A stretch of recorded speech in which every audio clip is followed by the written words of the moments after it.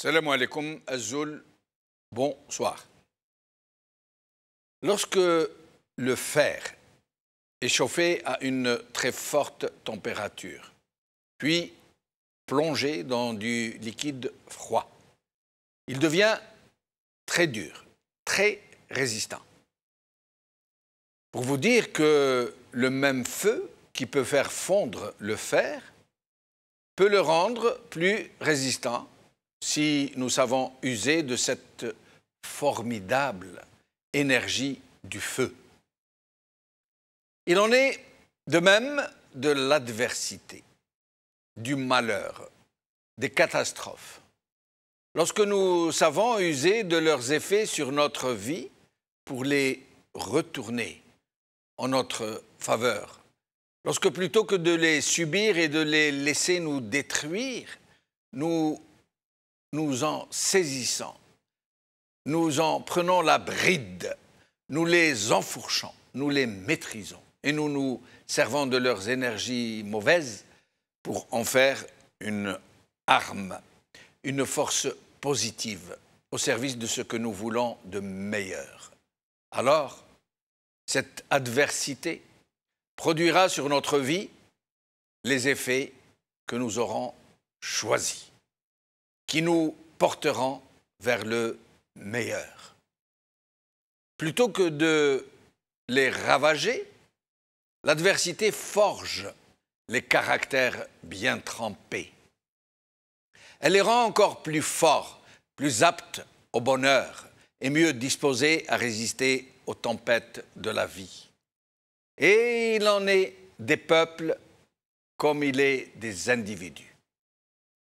Les peuples qui ont su se préserver des insidieuses macérations, qui ont su se prémunir des infections qui les rongent de l'intérieur, résister à la corruption insidieuse, ne pas se laisser altérer par le mensonge et l'indignité. Ces peuples sont comme l'acier trempé, dont le feu de l'adversité a durci l'âme profonde. Il l'a fortifiée. Ils sortent de leur malheur et de ce qu'ils ont subi de plus dévastateur, plus forts que jamais, plus homogènes que jamais, et plus rien ne peut les réduire. Et c'est cela qui fait qu'il existe des peuples que rien ne peut séparer et d'autres que la moindre brise disperse aux quatre vents. L'Algérie est à cette croisée des chemins, à cette phase de son devenir. Les périls qui la guettent sont terrifiants, autant qu'ils sont innombrables, comme ces bêtes venimeuses tapies sous les pierres. Et le pire est que les ennemis de ce peuple qui a tant souffert, ces ennemis les plus acharnés, les plus dangereux, sont à sa tête, au gouvernail de son destin, par la violence, par la subversion, par le mensonge, en se servant des forces armées du peuple, de ses richesses, de ses enfants les plus fragiles ou les plus véreux. Pourtant, malgré cette monstrueuse nuisance qui ronge la nation et l'infecte dans ses tréfonds, l'âme algérienne est restée intacte, belle comme au jour de sa formation et de sa résurrection. Les cendres sous lesquelles elle avait été ensevelie, escarbilles ignobles et froides, avaient fait croire qu'elle s'était éteinte. Mais il n'en était rien. Sous les cendres grises, la braise palpitait, doucement, comme un cœur battant, jusqu'à ce que survienne le vent de la liberté, qui emporta les scories infâmes, et le feu sacré monta jusqu'au ciel. Et la lumière de la dignité inonda les cœurs éplorés. Nous sommes désormais de l'acier trempé. Nul de l'acier trempé, nulle force mauvaise ne pourra nous faire fondre, nous désintégrer. Nous sommes indéfectibles et nous resterons une nation soudée, fraternelle et indivisible jusqu'à la fin des âges. et nous saurons nous débarrasser des parasites qui infestent notre vie.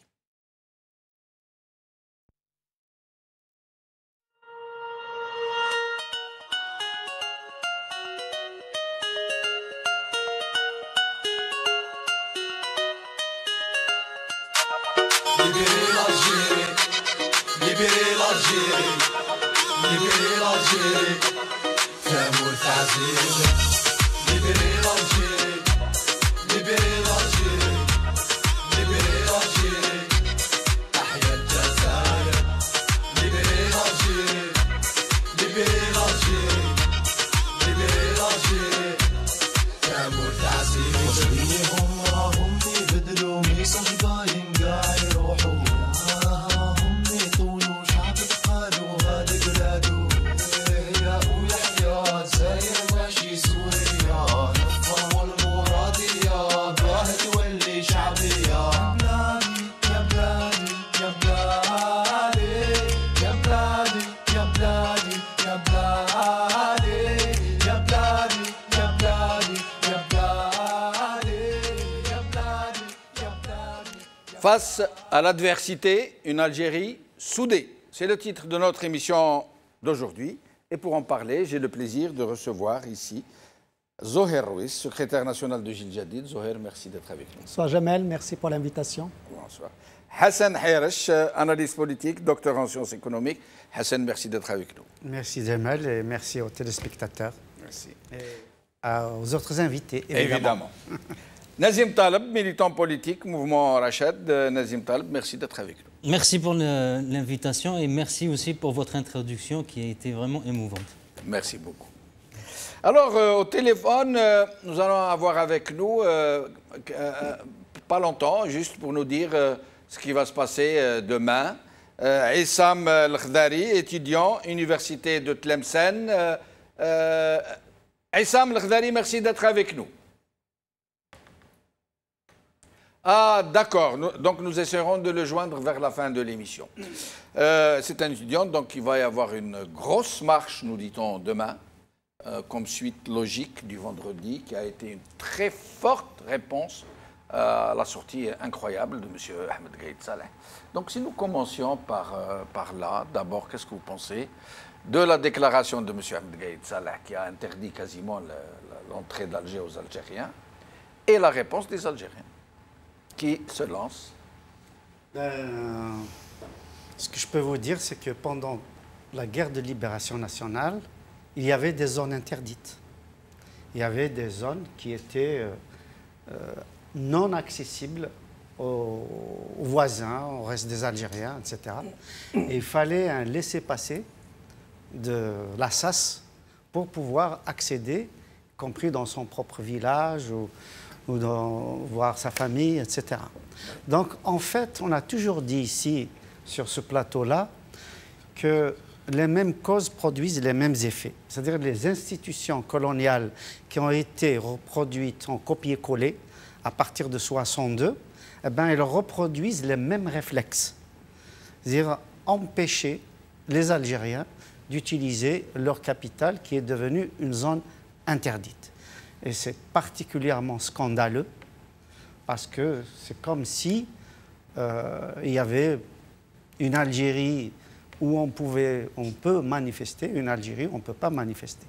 Et je rappelle que cette interdiction, d'ailleurs, date de 2001. Oui. Parce que j'ai entendu les adeptes, justement, de Gaïd Salah, etc., justifier, dire que ce n'était pas la première fois, comme si, en disant ce n'est pas la première fois, ça pouvait se justifier. Absolument. Depuis 2001, lorsqu'il y a eu le massacre des jeunes de Kabylie, quand ils se sont révoltés contre la répression et pour leurs revendications, eh bien, effectivement, à ce moment-là, Alger était interdite aux manifestants. Et je rappelle d'ailleurs que le chef du gouvernement de l'époque, c'était Ali Benflis. Ali Benflis, donc, qui est complice de cette interdiction et qui est complice aussi de l'assassinat de 128 jeunes dans la région de Tizi Ouzou en 2001. Et Donc, interdiction qui est restée pendante, puisque d'ailleurs nous allons passer, je demande à nos amis de la régie de nous préparer une vidéo de M. Ouyahia qui avait dit non, non, Alger restera interdite aux manifestations parce que notre peuple ne s'est pas manifesté, il nous a traités de sauvages. Il a dit les gens, les autres, quand ils manifestent, il a dit 1 million de manifestants, ils ne font rien. Alors que nous, c'est impossible. Donc, nous allons l'écouter tout à l'heure, mais je vous laisse poursuivre. Donc, il y a à la fois, effectivement, cette coercition et qui fait des Algériens des sous-Algériens, premier collège, deuxième collège, et un mépris envers les Algérois. C'est-à-dire comme si les manifestations d'Alger, c'était forcément de la Kabylie, de Blida, de Cherchel, etc. C'était pas les Algérois environnantes, et non pas les Algérois, les enfants de la Hagiba, les enfants de la Kasbah, les enfants... voilà, etc. D'ailleurs, ils ont tous dit, cette fois-ci, c'est la bataille d'Alger. Mais avec des fleurs, des rires, des chansons et des you-you. Tout à fait. Donc là, il y a eu donc une démonstration, non seulement une démonstration de force, mais une démonstration concernant la détermination du peuple algérien à aller jusqu'au bout de ce qu'ils veulent, de ce que réclame le peuple algérien depuis 1962, à savoir, et on l'a entendu dans les slogans, à savoir « Nouridou l'istiqlal ». Nous voulons enfin accéder à l'indépendance. Parce que, nous l'avons répété plusieurs fois ici, l'indépendance de l'Algérie, à peine née, a été confisquée par le même groupe qui est encore aujourd'hui... On ne le dira jamais suffisamment. Absolument. Donc le groupe qui est aujourd'hui au pouvoir... C'est l'héritier légitime de celui qui a pris le pouvoir en 1962. Absolument. Donc on est dans cette configuration-là et on a assisté pendant des décennies à une espèce de déprime sociale, à une espèce de léthargie. Mais en fait, le feu couvait. Le feu, il couvait. Et je crois que je vais revenir aussi, comme Nazim, à votre introduction. Vous n'avez pas prononcé le mot, mais c'est exactement de ça qu'il s'agit.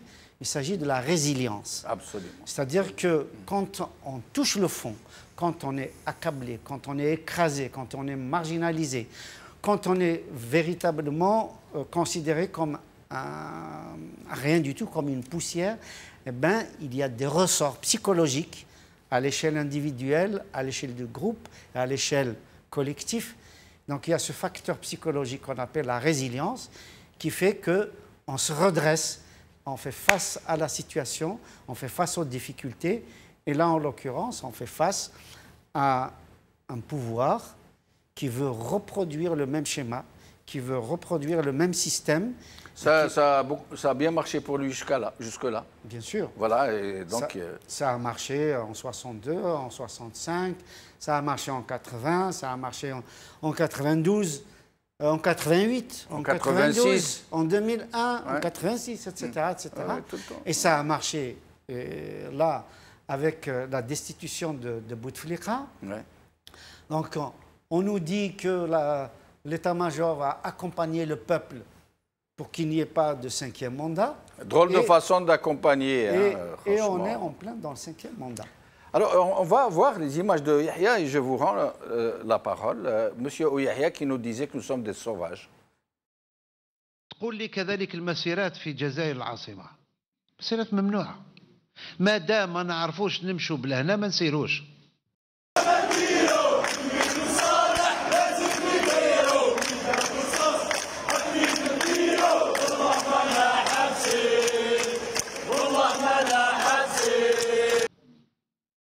سي اوسي كلار كو سا تسقسي رايكوك تشوف في بلدان الناس مظاهرات تاع 1,000,000 واحد سليمه وعلاش حبسوا المسيرات في الجزائر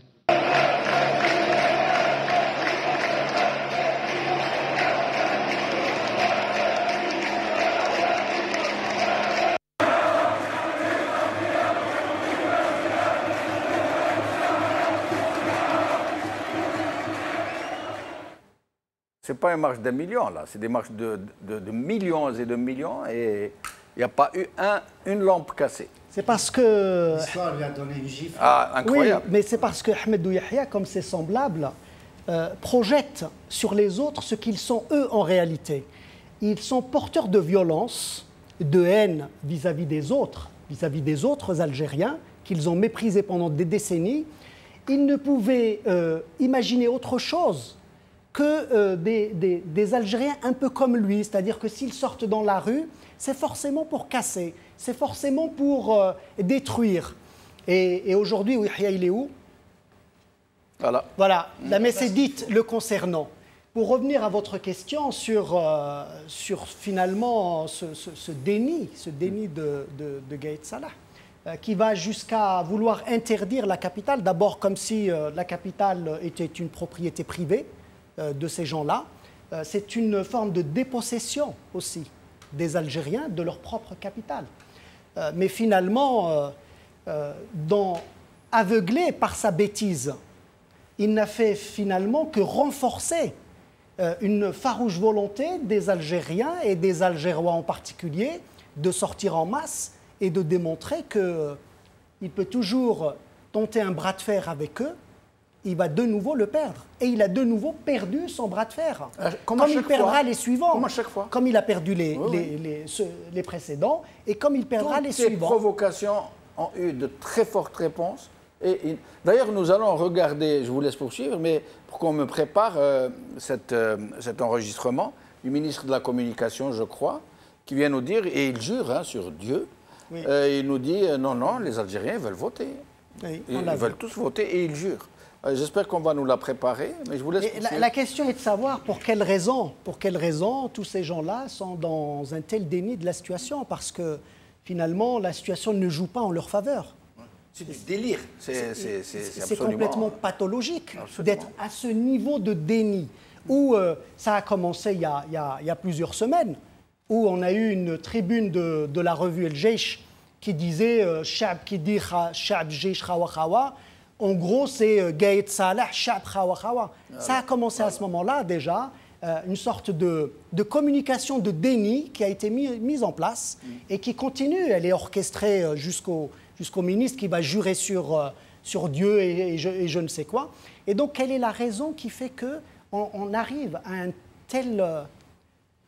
un tel déni, parce que je ne vois pas d'autres mots, un tel aveuglement pour ne pas voir la réalité qui est là. Elle est là par millions, elle est là tous les mardis par les jeunes, elle est là tous les vendredis, elle est là dans une société politique, syndicats, associations, largement, et partis politiques évidemment, largement interprétée et exprimée par l'ensemble de la société, qu'il va au mur.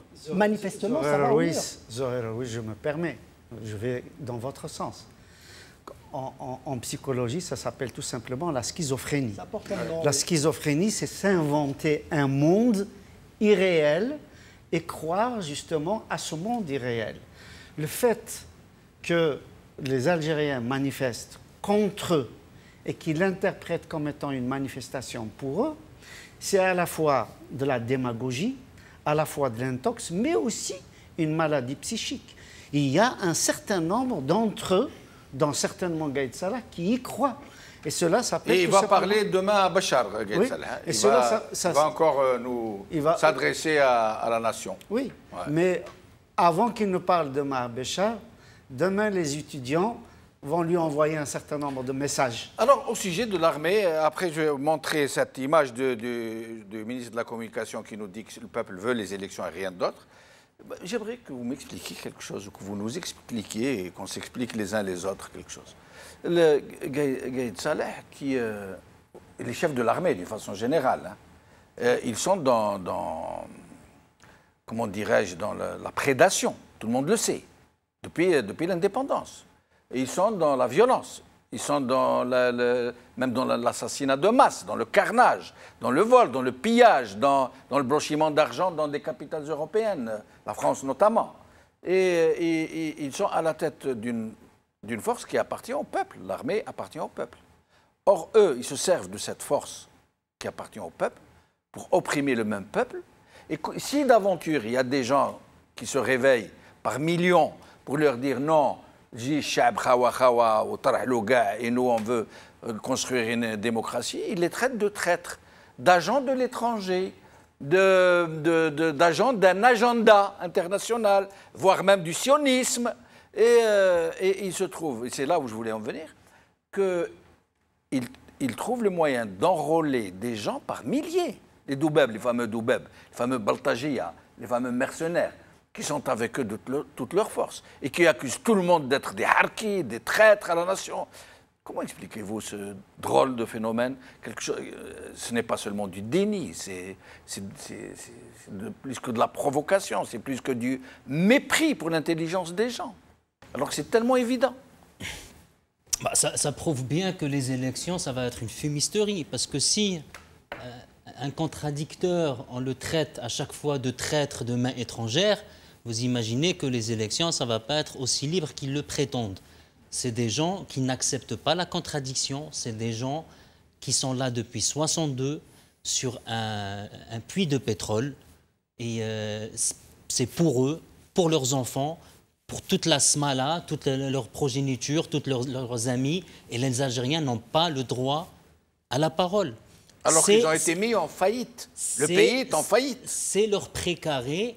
Pour eux, vous n'existez pas. Le fait d'interdire Alger, ça veut dire pour eux, c'est chez eux. Ce n'est pas à vous. Donc vous n'existez pas pour eux. Et vous avez appelé dans votre introduction, et vous avez raison. Mais moi, je voudrais aller au-delà. Si Ben Gaïd, il ne connaît pas le peuple algérien. On va quand même rappeler quelques faits historiques. En 1930, la France célébrait le centenaire d'organisation. Pour elle, l'Algérie s'était pacifiée. Il n'y avait pas une voix dissonante. Pas quelqu'un qui remet en cause l'Algérie française. Qu'est-ce qui s'est passé depuis 45, mai 45, 45 000 morts, notamment à l'Est algérien. Après, 54. Après, comme vous avez dit, une bataille acharnée contre une puissance en face, on n'avait pratiquement rien. Et malgré ça, les manifestations de décembre 60, la grève générale du FLN de 7 jours, les manifestations de 61, octobre à Paris. J'allais en venir, octobre 61, où les gens ont été jetés dans la Seine. C'est méconnaître ce peuple. C'est croire qu'avec ces mesures complètement... qui sont complètement... je veux dire, c'est de la folie ce qu'il est en train de faire. C'est de la folie. Il est en train tout simplement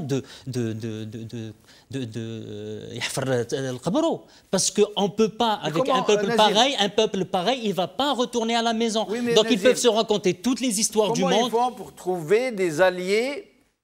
Je ne parle pas des militaires qui sont leurs... Je ne parle pas des enfants du peuple, les appelés qui sont 90% de l'armée. S'ils ne les ont pas fait sortir jusqu'à aujourd'hui, c'est parce qu'ils ne leur font pas confiance. Ils savent qu'ils ne vont pas tirer sur leur peuple. Mais je parle de ces mercenaires, de ces baltagés, de ces doubeb, de ces alliés naturels de ce régime qui est en train pourtant de nous mentir de façon effrontée. Tout le monde est en train de voir, tout le monde connaît l'Algérie. Et ils trouvent quand même ces gens qui viennent avec beaucoup d'outrecuidance, beaucoup d'assurance. Sur les plateaux dans télé. Les télés. Sur les télés. Oui, oui. À Chlef, vous avez vu combien ils étaient? Oui, oui, ils étaient quelques-uns. Ils étaient 4 entourés de 30 policiers. J'aimerais qu'on nous montre les images. Ils ont eu un autre truc, ils étaient 7 personnes, entourés de 50 policiers. Vous parlez de quel nombre? C'est facile d'être derrière un ordinateur, comme on dit, doubeb électronique ou là sur un plateau télé. Mais je les invite à aller, eux qui disent que la plupart du peuple algérien est pour le vote. Ben, faites votre manifestation. Faites-le le jeudi, faites-le le samedi, faites-le le dimanche. On pourrait leur prêter un vendredi pour nous faire une démonstration de force. Non, le vendredi. Non, le vendredi, c'est une journée fériée. Désolé, c'est mardi. Vendredi, c'est réservé. Même le samedi à Kharrata, c'est réservé. Non, et je dirais que même il y a haraka microscopique, la azm, qui ont dit soi-disant, il y a quelqu'un qui a dit oui pour le Gaïd Salah le vendredi. Mais pourquoi aller le vendredi? Moi, je sais que si vous avez une autre cause, allez manifester ailleurs, même si c'est un vendredi. Ou ailleurs. Pourquoi provoquer les gens en amenant des gens, des éléments pour soutenir le Gaïd Salah? Tu veux soutenir le Gaïd Salah? Il n'y a pas de souci. Non, mais regardez les images. Les images, c'est des gens, millionnaires, ils nous ont dit, des gens qui montrent qu'ils vont voter. Hein, c'est quelques personnes qui disent des choses et d'autres et qui font semblant de voter. Voilà. Voilà. Voilà, Millionnaire. Et j'aimerais aussi qu'on nous montre les photos des gens de Warlma au sud. C'est une photo qui fait pleurer.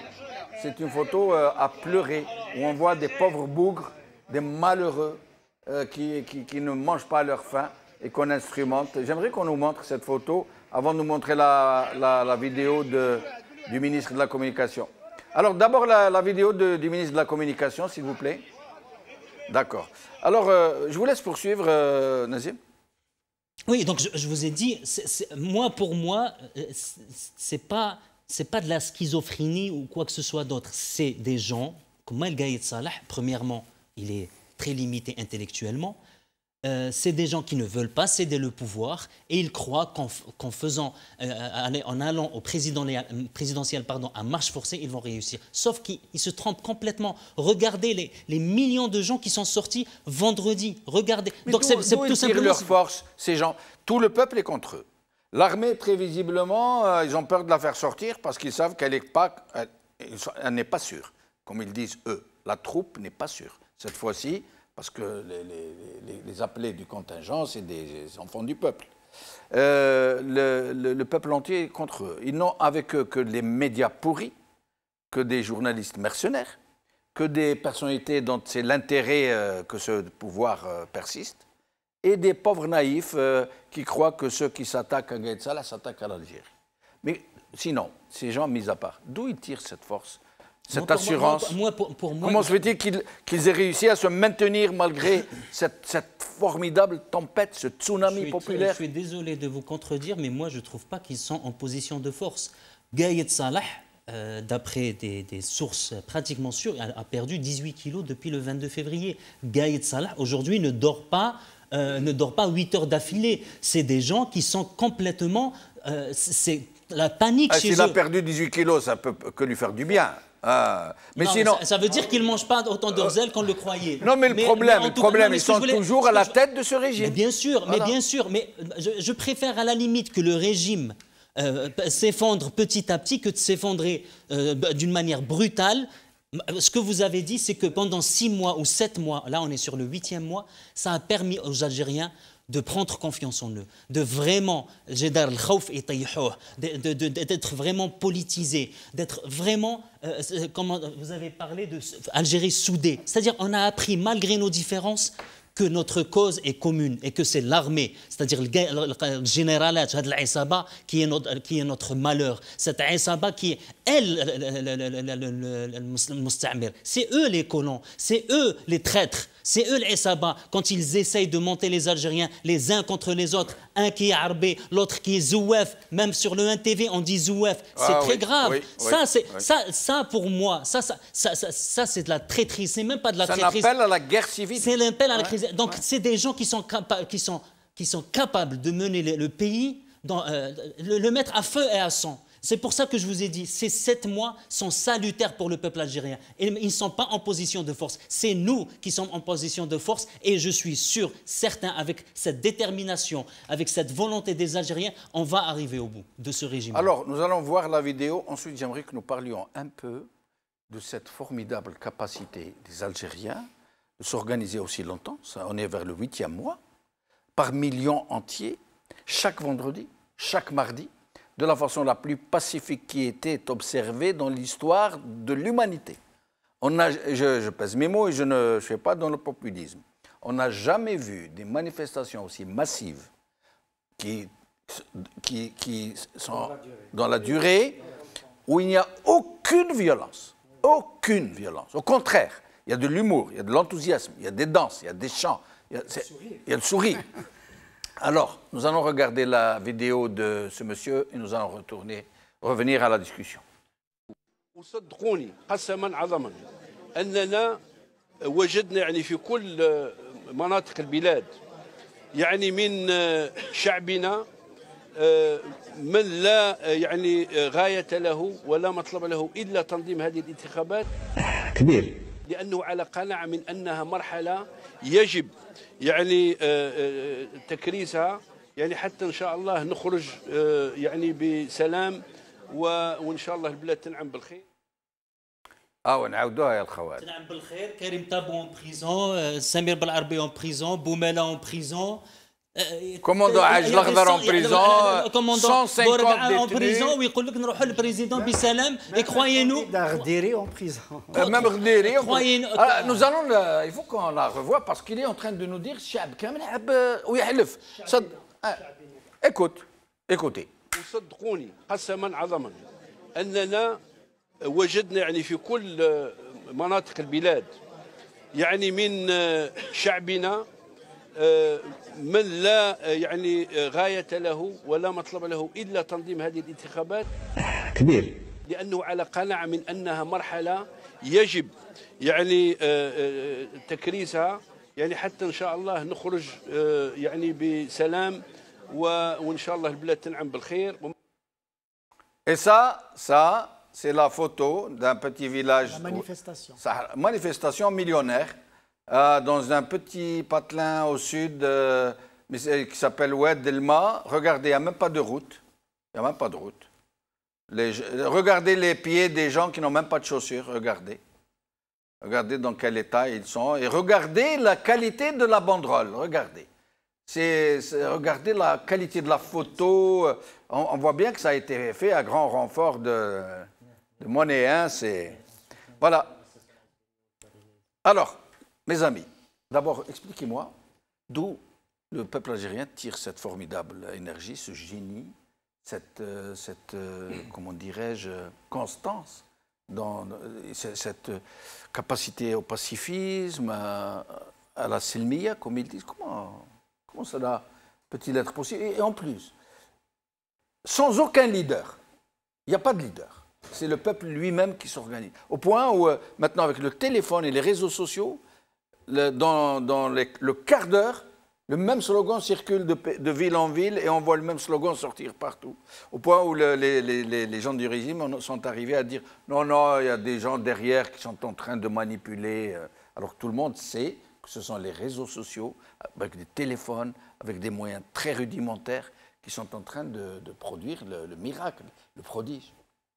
En fait, ce qui est prodigieux justement dans cette utilisation du téléphone, de Facebook, etc., ça me rappelle l'utilisation de la Isaba, puisqu'on l'appelle maintenant comme ça. La Isaba, c'est la bande. Hein. C'est la bande mafieuse au pouvoir, qui utilisait avant le 22 février, je suppose qu'il utilise toujours, les mêmes outils, mais pour les devises, pour savoir combien coûte l'euro, combien coûte le dollar, etc. Exactement. Ils se téléphonent de région en région, de ville en ville, etc. C'était le même cours dans toutes les villes d'Algérie. C'est ça. Le même cours au taux parallèle, au taux de change. Et maintenant, le peuple aura retourné justement cette méthode. Mais dans le bon sens. Dans le bon sens, pour aller de l'avant, pour dire que ça suffit maintenant.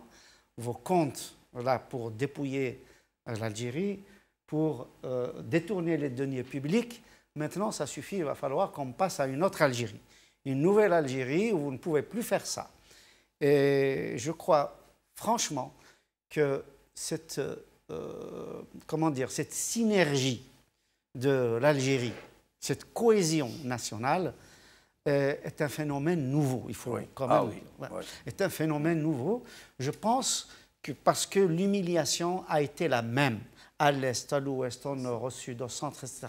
L'Algérien, encore une fois, a été humilié, marginalisé, exclu. Il n'avait plus le droit à la parole, etc. Il y avait les moellines d'art, voilà, au pouvoir, une poignée. Oui. Et je rajouterai par rapport à ce que vous avez dit tout à l'heure, que les quelques personnes qui sont là, qui soutiennent la Isaba, en fait, c'est des clients. Soit c'est des clients, et ça, celui qu'on vient de voir, par exemple, c'est un client.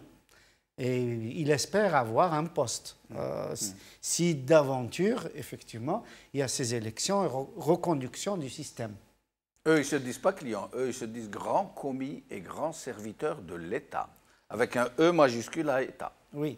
Ils se disent ça, justement, c'est ce qu'on était en train de décrire tout à l'heure, et je maintiens que c'est une posture schizophrénique, totalement schizophrénique.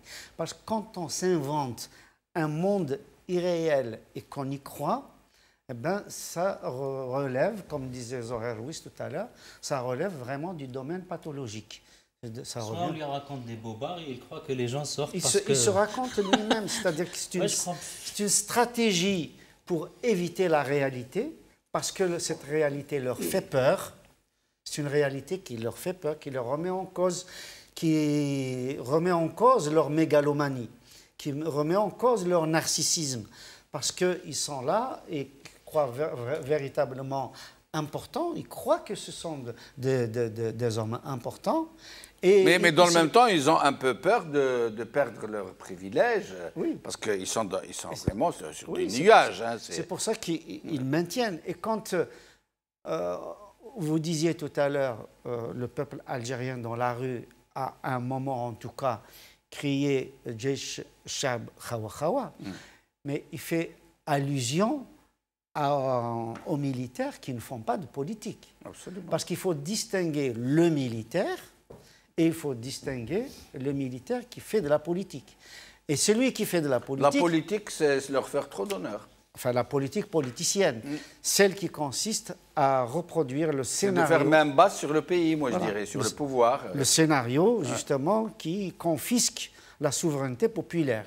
Donc, ces gens-là, le peuple algérien, on le voit tout le temps, tous les vendredis, et ils les traitent... Et tous les mardis. Et tous les mardis, ils les traitent effectivement de...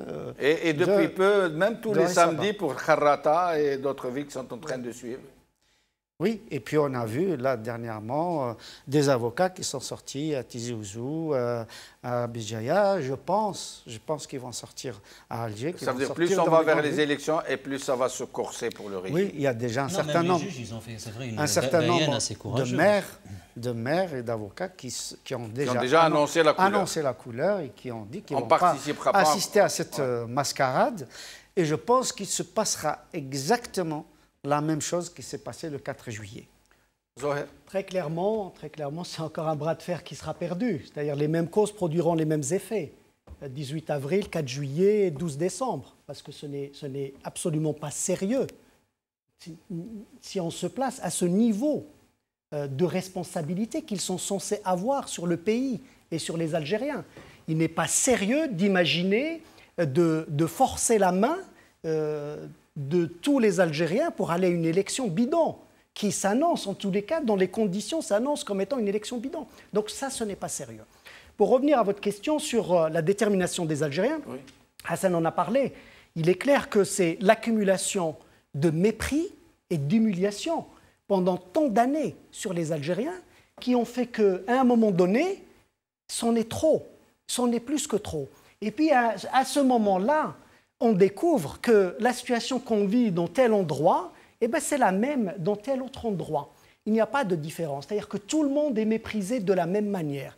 Tout le monde est humilié de la même manière. Donc c'est une sorte de communion où se sont retrouvés les Algériens dans ce mépris absolument mépris. Qu'ils subissent tous ensemble de la même manière, où qu'ils soient. Où qu'ils soient. Et quel qu'il soit, quelle que soit la langue parlée, quelle que soit l'obédience, quelle que soit l'idéologie, quelle que soit la région habitée. Et donc ça a été un ciment formidable, je pense, très clairement que ça a été un ciment formidable. Il y a d'ailleurs à ce titre-là, juste encore une fois, à rajouter de l'eau à votre moulin, on peut faire un parallèle à la période de l'esclavagisme. Les esclaves, quand ils étaient évidemment humiliés, considérés comme des sous-hommes, etc., qu'est-ce qu'ils ont fait? Ils se sont inventés une langue. Le créole a été une invention, justement parce qu'ils sont tellement dans des conditions inhumaines qu'il y a ces ressorts-là.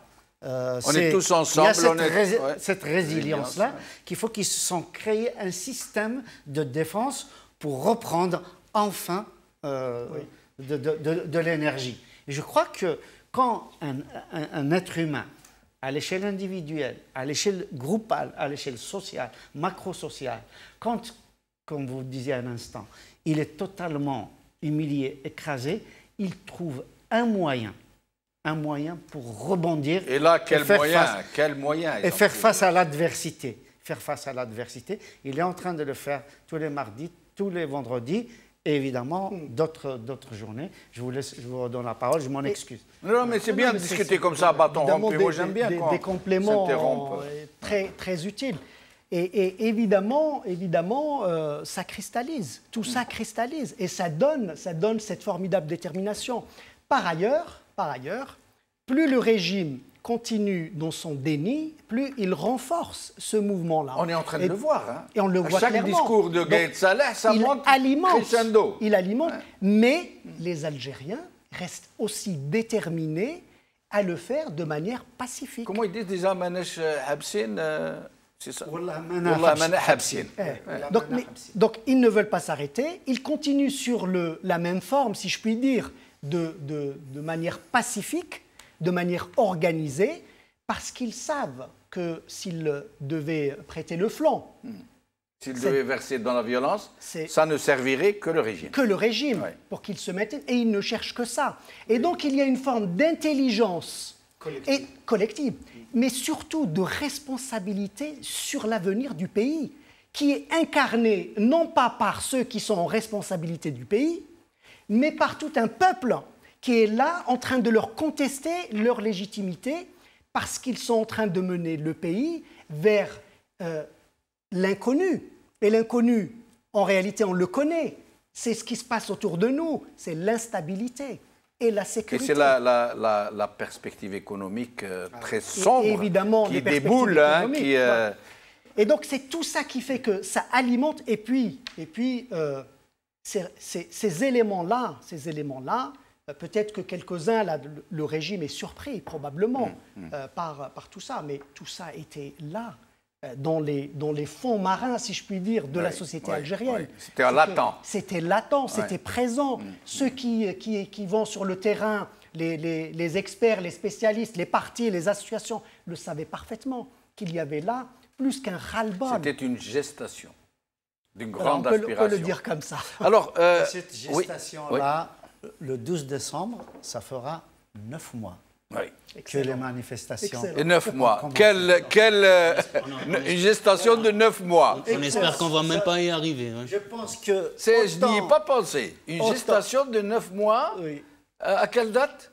Au 12. Théoriquement, le 16. Du 16 février. Un peu prématuré, mais bon, ça ira. Un peu prématuré, de quelques jours. On va avoir un beau bébé qui s'appelle Indépendance. La Issaba va accoucher d'une souris.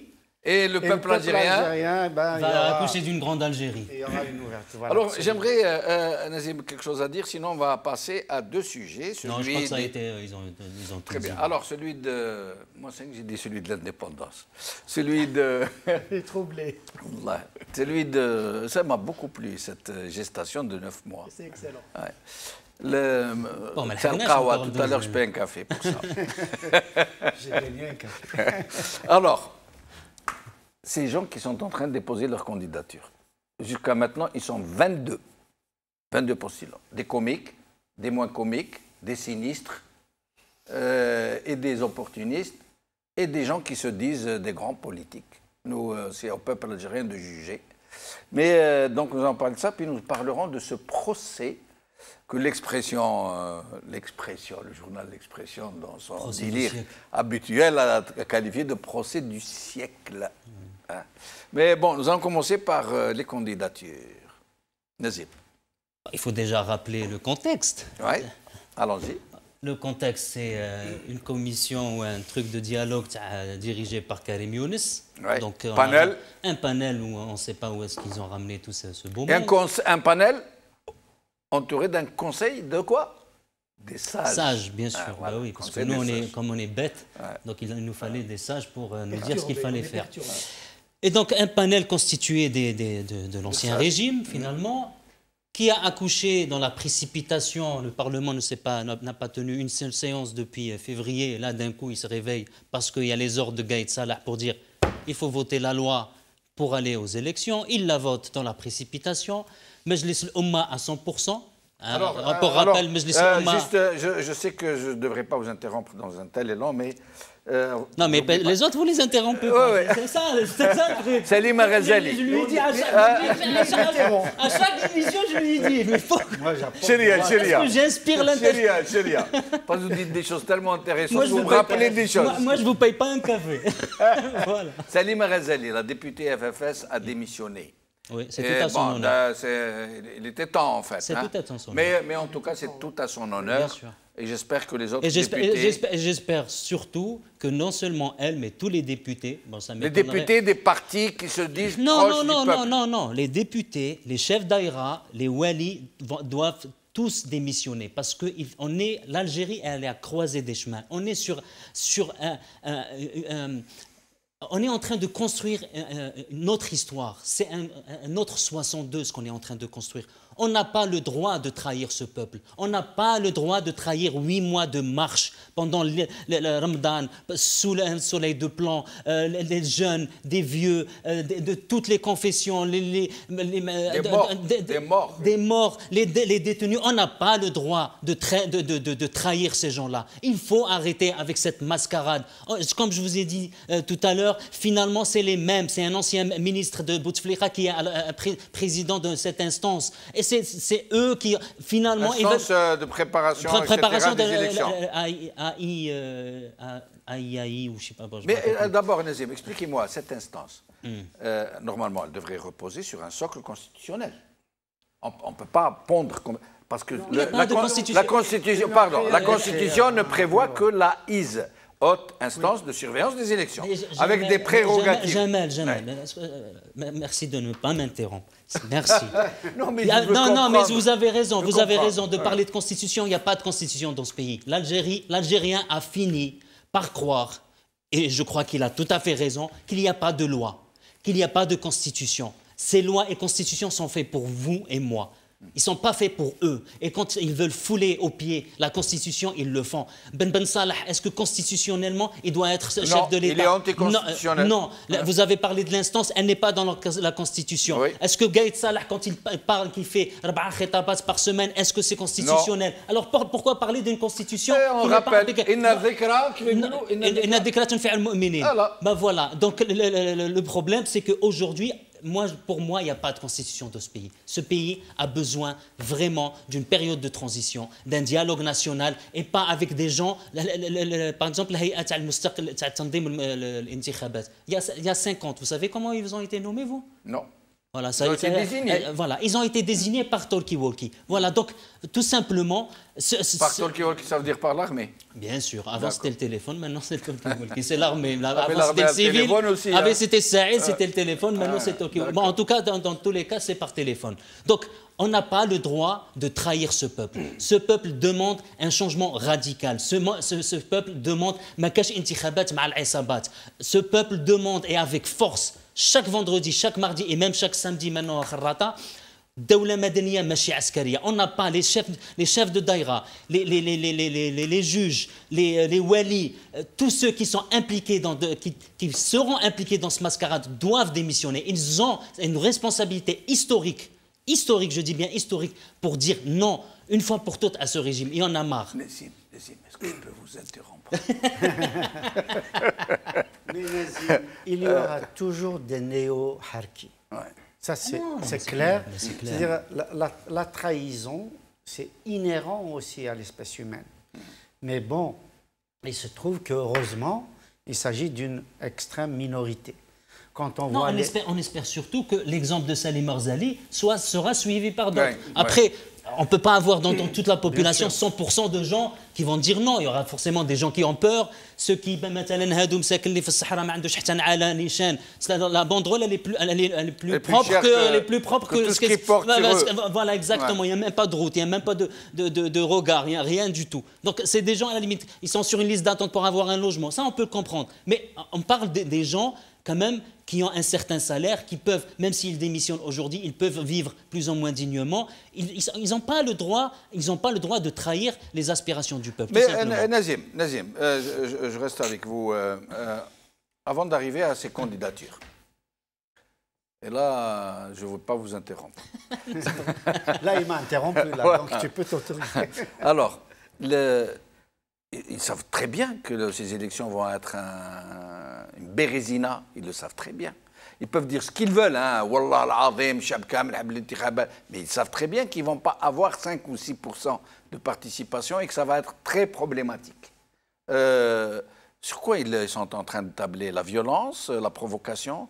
Ils vont envoyer leurs propres agents foutre la pagaille, comme on dit, dans les bureaux de vote pour justifier un état de siège. Moi, j'y crois pas qu'ils puissent aller à des élections. Dans ma tête, c'est impossible. Même le président, le candidat qui veut être président avec 5% de votants.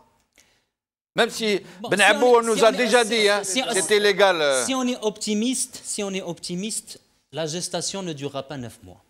C'est-à-dire qu'on va avoir d'un côté une souris prématurée et une grande Algérie qui va naître, je dirais, de ses cendres prématurément. Ouais. Il peut y avoir un état de siège, effectivement, il peut y avoir, parce qu'ils savent très bien que les élections, ça ne va pas être tenable.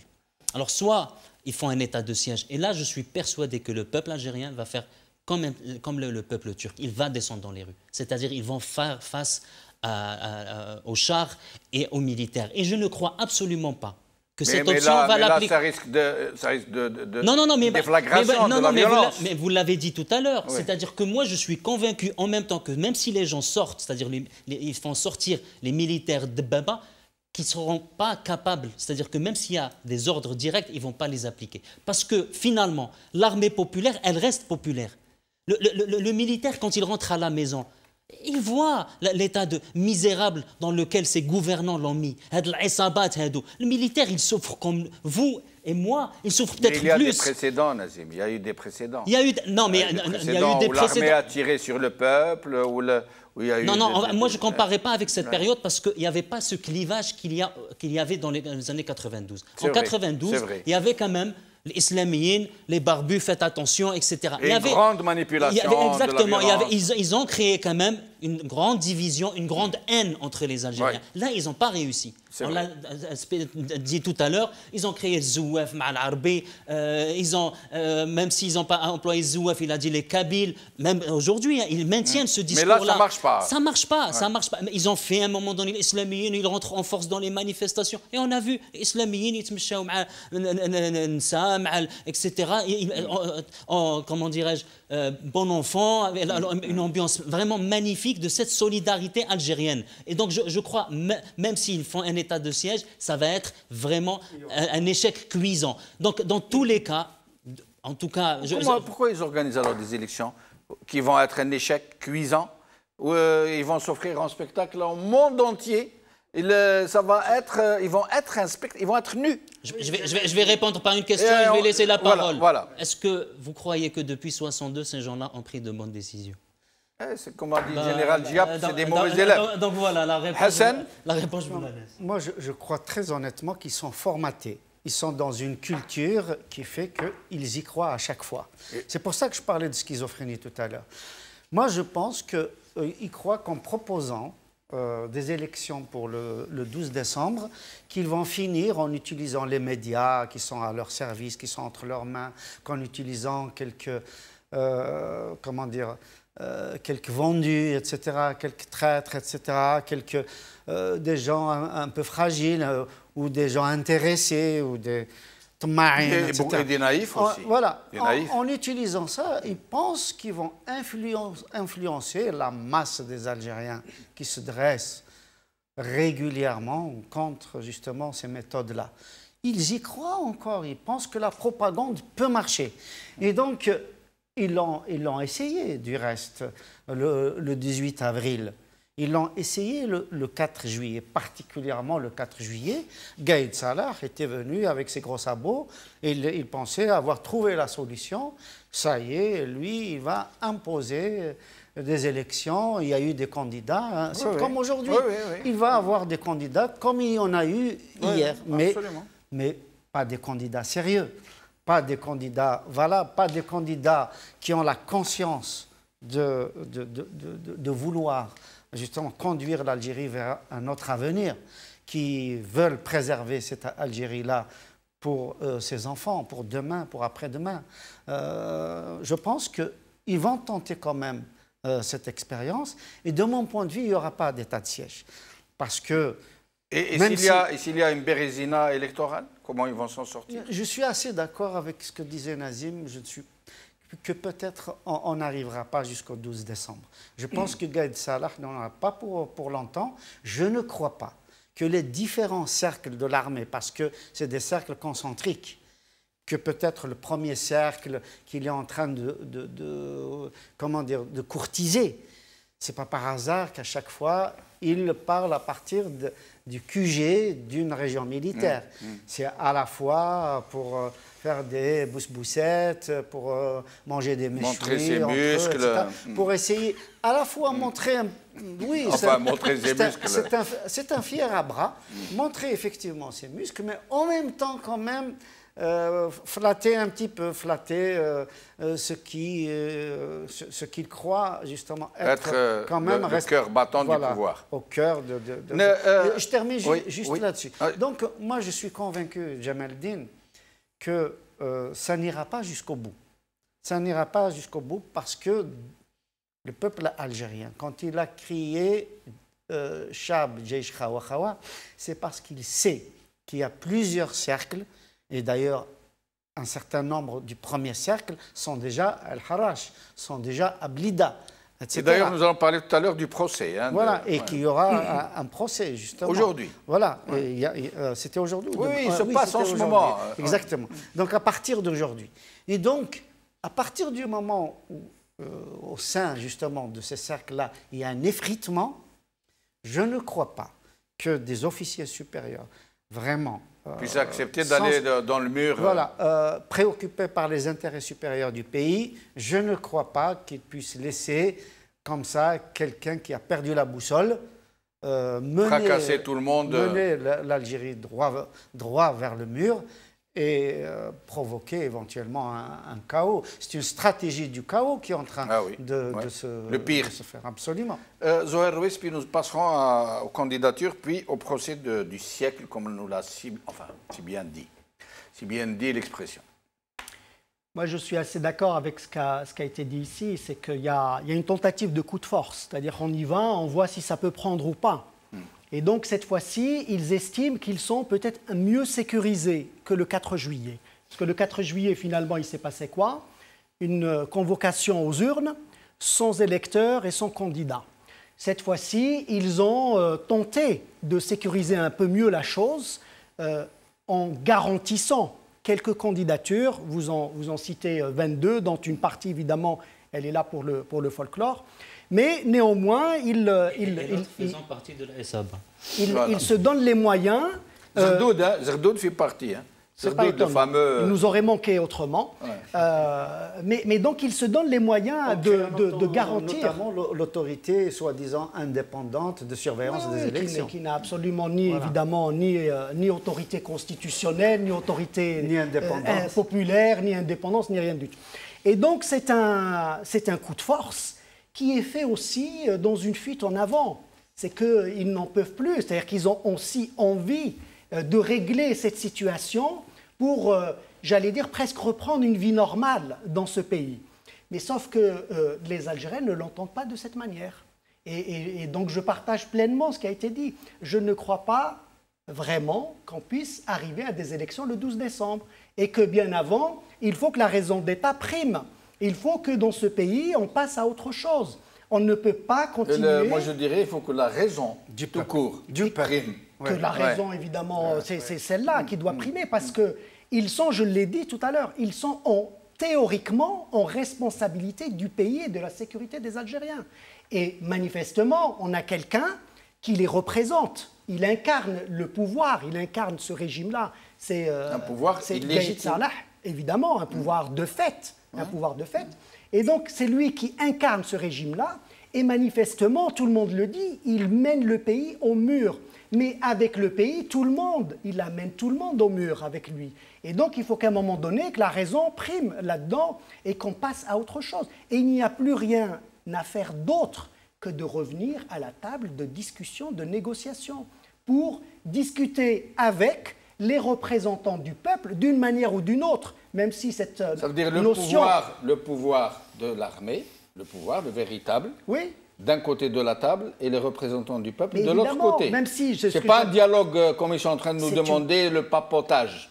Papoter entre vous. Ce n'est pas possible. Parce que c'est vraiment. Je voudrais juste terminer là-dessus. Même si sur la notion de représentant du peuple, elle est évidemment elle est compliquée dans une situation pareille. Mais aujourd'hui, il y a un certain nombre de personnes qui portent des initiatives, des idées. Elles sont dans toute la société et elles peuvent représenter un canal efficace pour négocier. Négocier quoi? C'est de redonner le pouvoir au peuple, c'est-à-dire revenir à des élections dignes de ce nom. Et tant qu'on n'envisage pas de revenir à la légitimité, à de vraies élections, eh ben, ça va continuer.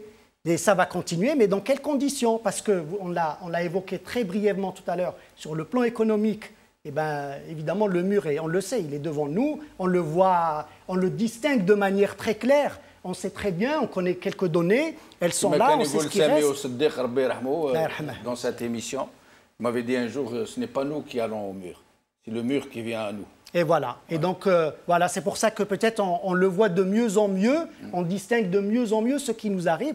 Et donc ça ne peut pas continuer. On ne peut pas continuer à vouloir incarner la responsabilité du pays et puis avec des millions d'Algériens qui vous disent vous nous emmenez au mur. Et donc ça, ce n'est pas possible. Il faut que ça s'arrête.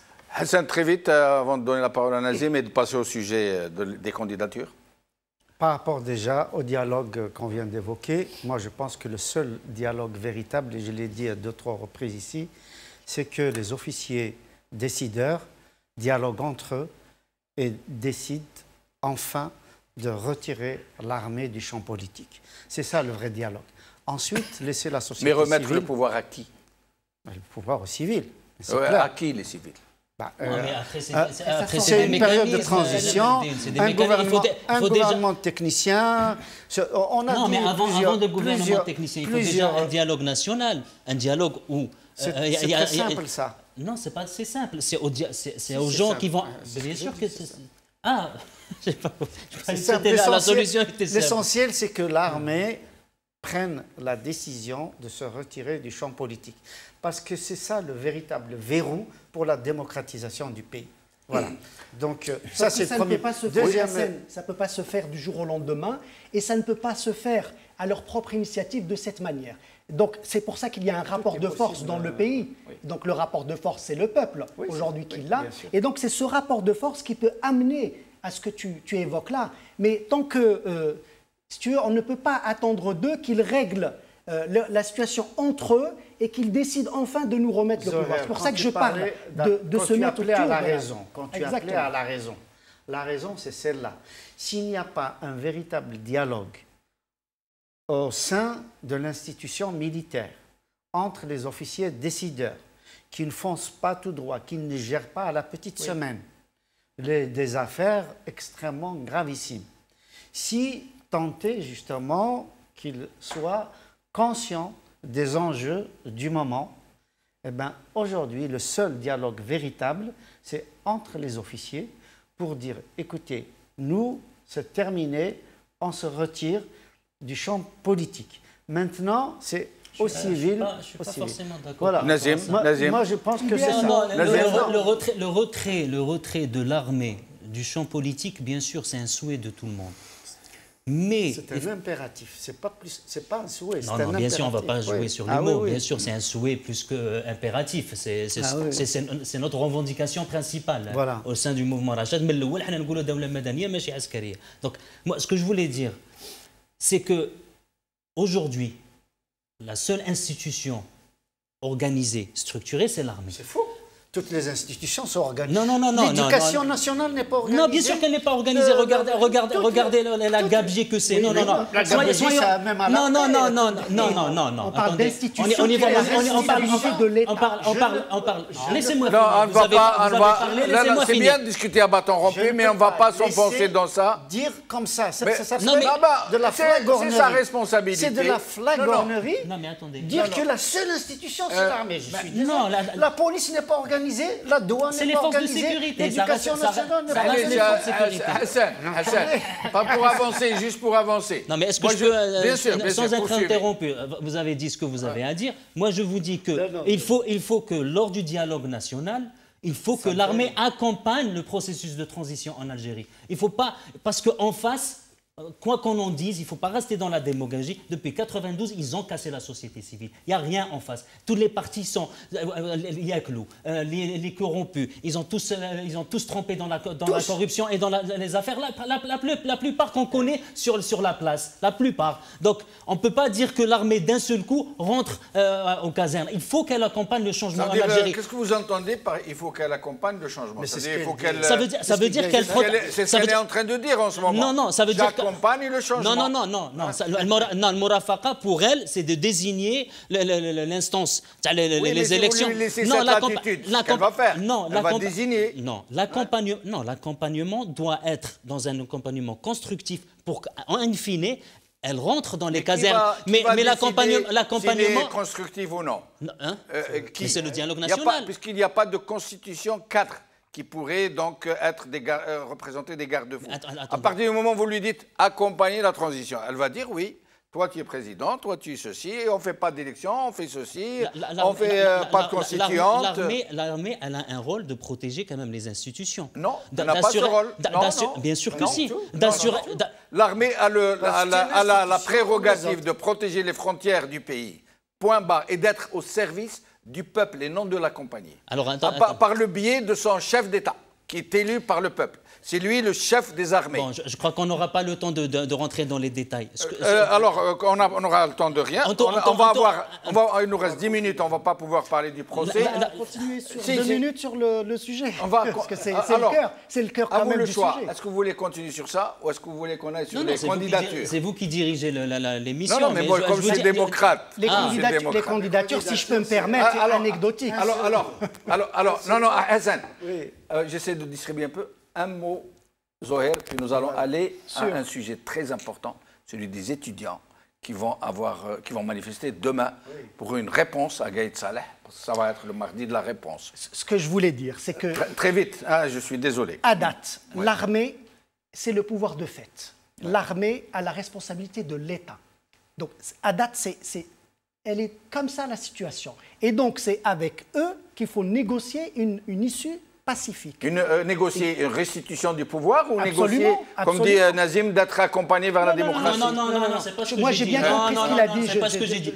Non, j'ai dit que le processus in fine doit clairement spécifier que l'armée doit rentrer dans les casernes. Mais croire que maintenant, aujourd'hui, l'armée rentrant dans les casernes et laisser les choses, ça peut être un opporissement. Non, il faut que l'armée doit assurer la sécurité des biens et des personnes. Et quand je dis l'armée, c'est aussi aux forces de sécurité. Il ne faut pas rentrer aussi dans le populisme. D'accord, alors Zoher, avant de passer au sujet des étudiants. Et donc, je ne vois pas d'autres issues que celle-ci, c'est de se mettre autour de la table pour discuter des modalités de remise du pouvoir au peuple. Et les modalités, elles sont plusieurs. Aujourd'hui, il y a un débat dans le pays sur les différentes modalités. Eh bien, elles seront discutées à ce niveau-là. Mais ça ne peut pas se faire si, de manière sérieuse et en responsabilité, eh bien, ceux qui incarnent le pouvoir de fait ne s'assoient pas autour de la table avec les différents acteurs. Il n'y a rien d'autre à faire. Et ça, c'est la raison. C'est ça la raison. C'est que aujourd'hui, on parle d'un État et de sa pérennité. Si on veut se retrouver dans une situation à la libyenne, eh bien, il faut continuer comme ils font là aujourd'hui. C'est pour ça que Essam est avec nous. Il faut tout simplement rappeler ce qui s'est passé en Irak. L'erreur des États-Unis, c'est qu'ils ont démantelé tous les services de sécurité, toute l'armée de Saddam, et regardez ce qui s'est passé. Il ne faut pas arriver à ça. Là, on n'a pas les États-Unis en Algérie, là, en ce moment. Si vous dites à l'armée de rentrer à la caserne... Le débat est très intéressant. Le débat, c'est qui va le faire? La discussion est très intéressante, mais on n'a plus le choix. Il nous reste 10 minutes. Alors, Essam Lekhdari, étudiant, Université de Tlemcen. Essam, merci d'être avec nous. ميرسي استاذ جمال مرحبا بك ومرحبا بضيوفك الكرام. بارك الله فيك خويا عصام. دونك غدوه نهاركم يعني بصفه ايجابيه، مش يعني غدوه نهاركم. غدوه نهاركم يا خويا، ان شاء الله تفرحونا وتفرحوا الجزائريين. الجمعة كان نهار الشعب المدني، المجتمع المدني، وغدوة نهار الطلبة اللي باش يجيبوا جواب لقايد صالح اللي يعني خرج من القصب كما يقولوا. واش تقدر تقول لنا خويا عصام؟ نعم، سوف يخرج الطلبة يوم غد في كامل القطب الجزائري أو في معظم ولايات الوطن، من بينها الجزائر العاصمة قسنطينة، دجاية، تلمسان، وهران. سيخرجون يوم غد في ثلاثائهم كالمعتاد بنفس القوة والزخم، مساندين إخوتهم الجزائريين في حراكهم يوم الجمعة بكل عزيمة وإصرار، مرددين شعارات وحاملين لافتات معبرين فيها لرفضهم التام لإجراء الانتخابات في هذا الوضع الحالي، ومنددين بالاعتقالات النشطاء، ومنددين أيضا في محاولة التضييق على الحراك والتأثير عليه. ونحن كالعادة، نحن الطلبة كنخبة قبل كل مسيرة ندرس جيدا المستجدات ونحلل الأوضاع الراهنة، وما لاحظناه في الجمعة الفارطة وبعد إلقاء القبض على أمين العام للأفلان الجميعي انضم بقايا عصابة الأفلان إلى الحراك، مهاجمين المؤسسة العسكرية في شعاراتهم ومتطاولين على الجيش بسبهم وشتمهم المؤسسة العسكرية. وهذا ما نرفضه نحن كطلبة. نحن ننتقد الجيش ونوجهه وننتقده انتقادا بناء، لا نسب الجيش ولا نتطاول عليه ولا ندخل في مواجهة وفي صدام مع الجيش. لا بد على الطلبة أن لا يتطرفوا في شعاراتهم يوم غد، وأن تكون شعاراتهم متوازنه وذات مستوى عالي، يعني كونترا على عصابه الافلان وكونترا على بقايا العصابه التي تسب الجيش. نحن ننتقده انتقادا بناء وننتقده بعقلانيه. اذا الطلبه سيظهرون انهم صامدون وثابتون في مسيرتهم، وبانهم هم من هذه الثوره، وهم اكسجين الحراك بنفس طويل الذي لم تؤثر فيه لا العطله الصيفيه ولا الامتحانات الاستدراكيه. ونحن نتوقع ازدياد عدد الطلبه يوم غد، لان الطلبه انهوا الامتحانات الاستدراكيه، وسيكون الدخول الرسمي للطلبه بدايه من شهر اكتوبر. اذا نتوقع ان يعود الطلبه بقوه كما عهدناه في السابق، بالاضافه الى يعني غلق العاصمه على المتظاهرين. هي يعني محاوله من القياده الفعليه في يعني افراغ العاصمه من المتظاهرين وعزل يعني الولايات الاخرى وابقاء كل حراك في ولايته. نحن نرفض هذه الافعال، هي افعال يعني خاطئه تهدد يعني سلميه الحراك، وهي استفزاز لنشطاء الحراك ومحاوله للتضييق على الحراك. عصام وش من ساعه غدوه تبداو المسيرات نتاعكم؟ نعم، نحن في ولاية تلمسان نبدأ المسيرات على الساعة 10 صباحا من أمام جامعة الطب باتجاه محكمة وسط المدينة لإجراء يعني وقفة احتجاجية تنديدا باعتقال أساتذتنا الذين يعني وصلتنا بشرى عليهم بإسقاط. ما هي شعاراتكم الأقوى لتظهر غدوة؟ نعم، لا للانتخابات مع العصابات، لا نريد فوت مزور من جديد. يعني يا قيادة الأركان النشطاء ليسوا عديان، يا قيادة الأركان القبائل ليسوا عديان. نريد دولة مدنية لا دولة عسكرية. لا نريد حكم العسكر من جديد. نريد دولة مدنية ليست بوليسية. لا نريد تدخل واختطاف النشطاء في الحراك. كلها يعني شعارات تردد كل جمعة مع المجتمع المدني الجزائري وتردد يوم الثلاثاء. فيما يخص يعني غلق العاصمة والاعتقالات التي تسببت في بعض الطلبة الثلاثاء الفارق، هي يعني تأثير على الحراك. لا، الحراك لا يتأثر بهذه الاعتقالات لأنها لا تزيده إلا قوة وإصرارا لمواصلة المسيرات السلمية، ولا تزيده إلا قوة. فيما يخص يعني الوكالات العالمية من بينها أسوسييتد بريس التي قالت المحتجون في الجمعة 31 واجهوا تكتيكا جديدا يهدف إلى تفريق الحراك. أين كانت هذه الوكالات؟ أين كانت حقوق الإنسان في البرلمان الأوروبي؟ أين كانوا عندما كانت العصابة تعيش فسادا في الجزائر؟ أين كانوا عندما كانت الحريات لا يوجد أي حريات في الجزائر وكان يختطف الجزائريون ويخرجون من أعمالهم ويعني يضيق على الجزائريين؟ أين كانت هذه الوكالات؟ نحن نقول نرفض هذه الوكالات ونرفض اي تصريح من حقوق الانسان البرلماني او البرلمان الاوروبي او غيرها من الوكالات. بارك الله فيك.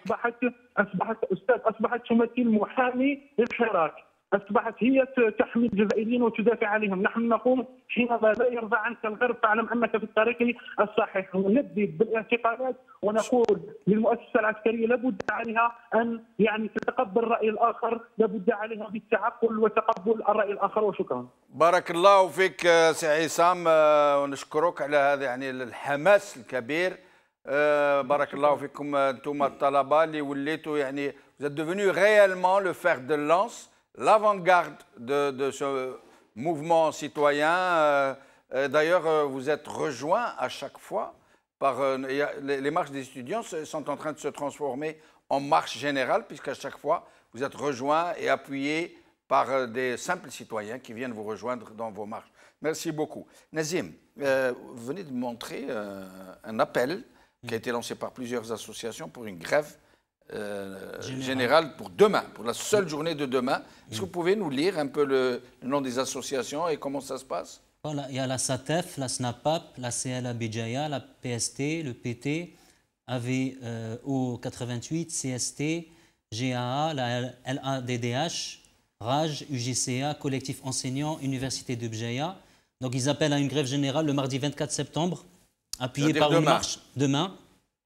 Donc chez Arad, c'est pour la libération de tous les détenus politiques et d'opinion du mouvement, la levée des restrictions des libertés démocratiques, le rejet des élections présidentielles, l'itinéraire et heure, esplanade de la Maison de la Culture, Taous Amrouche, vers Palais de la Justice à 10h, comme les étudiants d'ailleurs.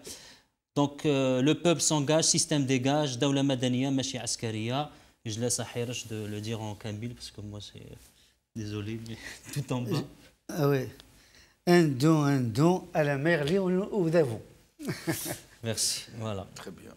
Ben, dernier tour de micro, très vite, 1 minute chacun. Vas-y, Zouer. T'es le plus jeune. Il est gentil. Donc, c'est pas toi qui aura le dernier mot de la fin, puisque tu es moins jeune. Oui, ce sera moi. Pris à son propre piège. Oui. Zouer. Eh bien, ce qu'on peut souhaiter, c'est que demain, il y ait une réponse massive de la jeunesse. Je l'ai déjà dit ici. Les jeunes, les étudiants, chaque mardi, alimentent finalement la mobilisation du vendredi.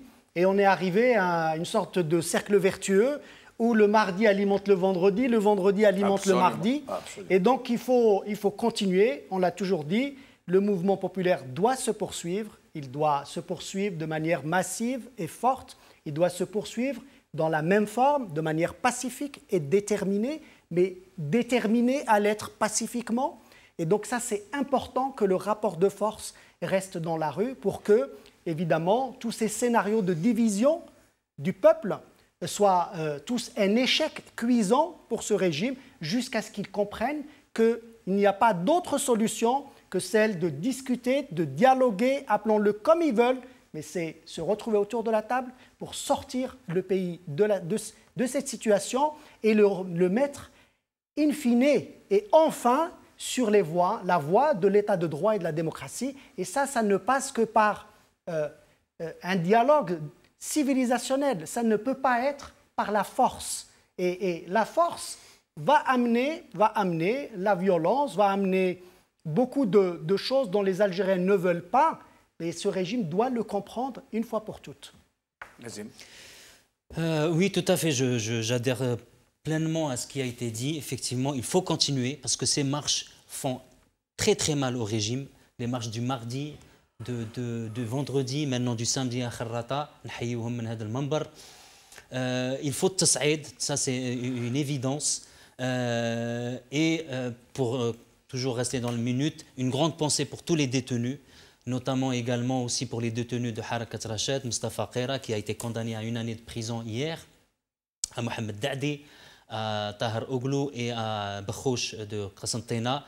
On espère du fond du cœur que ce régime, on n'en a pas pour longtemps, que ces gens, comme Karim, tous les détenus politiques soient libérés le plus rapidement possible parce que leur place est au sein de leur famille, parmi leur peuple. Et Inch'Allah, qu'on va vraiment se débarrasser de l'Aïsaba parce que ça n'a que trop duré. Merci. Hassan. Très brièvement, je pense d'abord au coup de force. Les élections préparées pour le 12 décembre par Gaïd Salah et ses pairs, c'est un coup de force. Donc, nous espérons qu'il se passera exactement ce qui s'est passé le 4 juillet dernier. C'est-à-dire annulation pure et simple de ces élections et puis absence de candidats sérieux. Uniquement des courtisans qui vont finir par partir comme des lapins, comme ils ont servi de lièvres. Ça, c'est un premier point. Deuxième point, c'est le procès qui a commencé aujourd'hui. Il faut que la justice puisse véritablement travailler à sa crédibilité. Pour qu'elle travaille à sa crédibilité, il faut que ceux qui ont été auteurs de dilapidation... Nous rappelons que c'est la justice militaire. Oui, dilapidation des deniers publics, etc., qu'ils soient punis en fonction de ce qu'ils ont fait, mais que tous les détenus d'opinion soient libérés. Et à propos justement de justice militaire, un des points que doit régler justement le peuple en lutte, c'est de supprimer la justice militaire. Ça, sauf pour les militaires. C'est extrêmement... Ça, c'est dans tous les pays du monde. Non. Hein? Dans les pays du monde, c'est uniquement, dans les pays en tout cas démocratiques, il y a la des justice tribunaux militaire. Ouais. Les tribunaux militaires fonctionnent uniquement en cas de guerre, dans une situation de guerre, pas dans une situation de paix. Ça, il faut le rappeler, c'est extrêmement important. Et donc, suppression des tribunaux militaires, évidemment.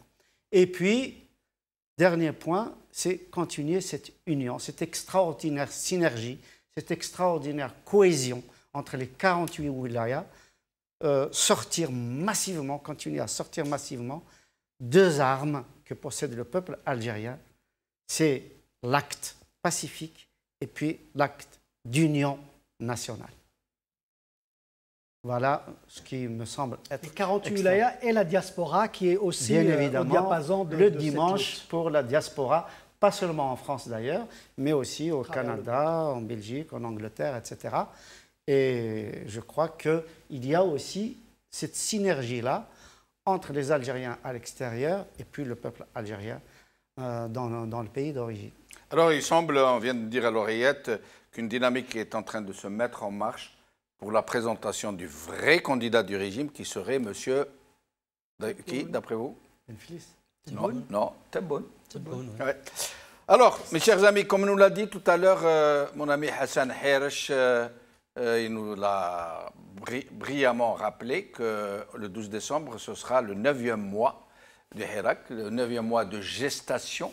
Donc nous devons nous préparer à accueillir l'Algérie nouvelle qui va naître, un très beau bébé qui va naître d'entre le peuple et par le peuple et pour le peuple.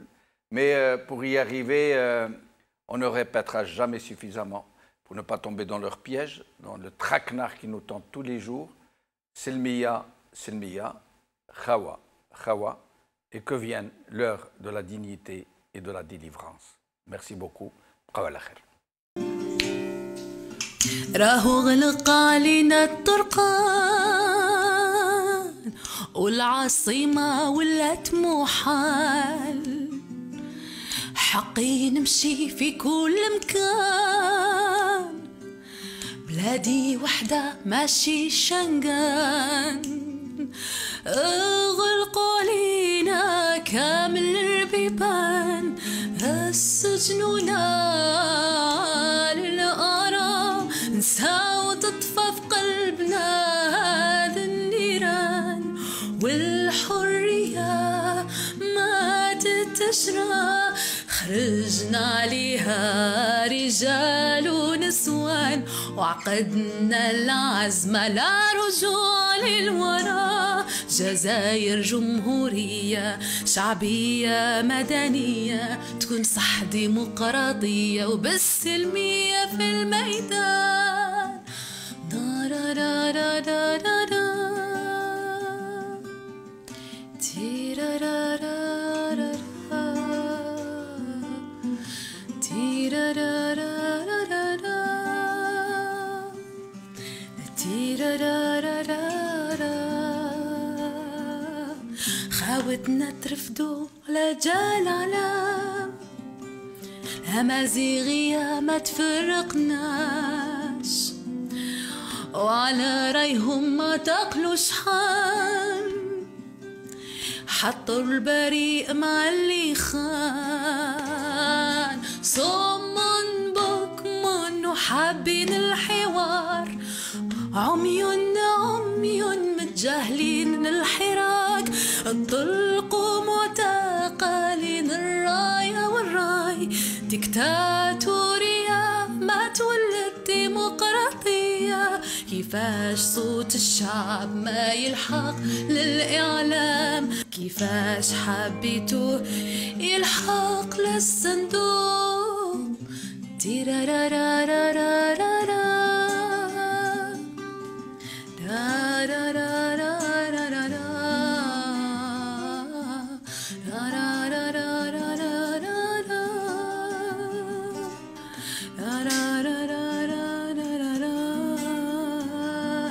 أغلقوا علينا كامل البيبان السجن نار للآراء ننسى وتطفى في قلبنا هذا النيران والحرية ما تتشرى خرجنا عليها رجال ونسوان وعقدنا العزم لا رجوع للوراء جزائر جمهورية شعبية مدنية وتكون ديمقراطية وبالسلمية في الميدان تيرارارارارارا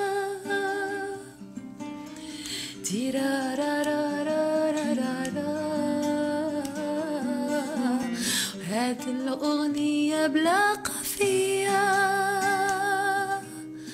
صرخة مواطنة جزائرية